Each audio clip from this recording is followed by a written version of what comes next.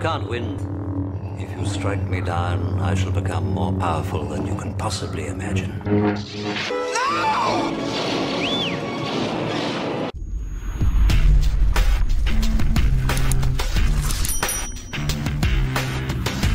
Hey everyone, Thordan Smash here, and today we're going to be talking about how EA is taking a new approach to content creators and what they have planned in ruining some future limited time modes so that they can promote some other ones that may not be the best plan for the game's future. We're also going to give out 45 bucks. All you gotta do is like, comment, subscribe. You guys know the drill, but without further ado, let's talk about the EA problem. Okay, so we're going to go over a couple of issues going on in the game right now. There is actually an issue on console for ranked players. Some of you may have noticed this, but it keeps freezing on the load screen during ranked, and they can't get back in, and it gives you an abandonment penalty. This might have something to do with the new DDoS system they put in, but because it's linked to console, I don't know if necessarily that's the case. Josh Medina did say that folks are looking into this, so do expect an update and a fix for this in an upcoming Tuesday patch. There is a returning bug where you will select a character, and their abilities will actually be for a different one. As you can see, this player selects Loba, loads into the game, and then just has a bunch of Wraith abilities. This is actually back from season 14. I imagine they probably already have a fix for this and know what the issue is, so don't expect this too long, but do be aware you may select a legend and get a different ability set. There's also been something that has been arising, and Tyran actually brings this up. For some reason, people are getting linked to the wrong EA account, not sure why this is happening, and they lose all their in-game content and currency. This is similar somewhat to the Nintendo Switch issue where people were getting their entire accounts reset and losing all their cosmetics. That was fixed. However, this seems to be a brand new issue coming into the game, so do be aware of these 3 bugs that hopefully get fixed on the Tuesday's patch, but you may run into these issues. But today we're going to dive into the topic of what EA is doing and how they are completely changing the rules of what we have seen so far. You might be familiar with R5, which is a modded version of Apex, which allows you to do a lot of really fun and unique stuff. I believe it only goes up to the season 3 build, so you don't have newer legends in the game, but it allows you to do stuff like TDM, you know, game modes that we've actually been asking for Apex Legends for literally ever. Now, one of the most prominent Apex Legends pros, his Watson, has been doing some really fun stuff with this, such as creating a prop hunt. As you can see, he loads in a truck right there, along with doing a 5v5 search and destroy tournament where they recreated old maps, and they did have a prize pool for this. It was about 5 to 10k. It was completely separate and individual from EA run ALGS, which is also in 5 days, which is going to be held in London, and obviously ALGS is the officially sponsored tournament for Apex Legends. That being said, I don't think that there should be that big of an issue for a community run tournament where people are just having fun trying out new things. Or EA has decided to take that away, as Watson let us know they will no longer host prize pools or have sponsors for our R5 Apex Legends event. You know, because EA can't profit from that whatsoever, despite the fact these kind of tournaments bring a lot of exposure to Apex and get people interested in the game. And it also helps for the players that have been around for a very long time like myself, because we do have new game modes such as the hardcore one that is out right now and the date night, which will be launching on February 7th in just a week, but they're not all that amazing, at least in my personal opinion. The Valentine's mode just adds a unique healing mechanic. Wherever you use an item, your teammate also gets healed from it, and the bow check bow, which you can only get from a care package if you damage someone, will give you a little bit of health. Don't get me wrong, I think it's still a cool concept, and I think I'll have a lot of fun with this LTM, but the stuff you can do in R5 and the community made ones are just a lot more fun, and in my personal opinion, a lot more creative. This is something that's been made abundantly clear from a lot of creators. Confusing Cutie right here says, R5 Apex has so much I want to see in real Apex. What's stopping Apex from having these things? And 100 Thieves Vaxlon says, it's the future of Apex. His Watson and the people he's working with have already developed fun game modes that people would play endlessly. Yet EA, being the fun place, has decided that we should not have that ability and we should only play officially licensed content, at least for a reward system. And EA's Green has come up time and time again, and I honestly think this is an issue with EA more than it is Respawn. Just in season 16, we've had the departure of Team Liquid as an organization. We've also seen G2 leave the competitive Apex scene, along with C9. And the most recent one is that Space Station Gaming will also leave as Sentinels drop for their roster and looks to be signing Space Station Gaming. All because EA would not meet ALGS teams halfway and give them some financial incentive to stay in the game. Which is crazy to me when you can actually charge $160 for a reactive Peacekeeper skin to your players, but then something actually involving someone else, you're just like, nah, we're gonna keep that 160 to ourselves. And it's a fundamental issue, not just in Apex Legends, this is esports in general. When you look at something like basketball, for instance, you have the NBA and you can't host a tournament with the NBA name, but because basketball is a free-to-play game, anyone can create a tournament. You've got NCAA, you got Summer Olympics, you got FIBA, you got EuroLeague, Balding Hoop Hall Classic. When you allow tournaments to be hosted by third parties, you only allow the exposure and growth of your sport, video game, or whatever title. When you try to restrict it so that only you monetarily gain, you're obviously going to restrict and drive the exposure into the ground, which seems to be EA's prerogative at this point. Let me know down below, how do you feel about EA shutting down these content creator tournaments,